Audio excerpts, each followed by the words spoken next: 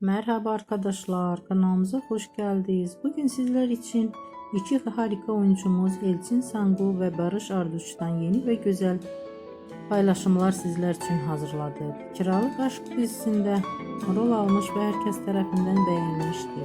Biz de sizler için onların güzel ve romantik karelerini hazırladık. Bu videoların devamlı gelmesini istiyorsanız kanalımıza abone olup yorum yazmayı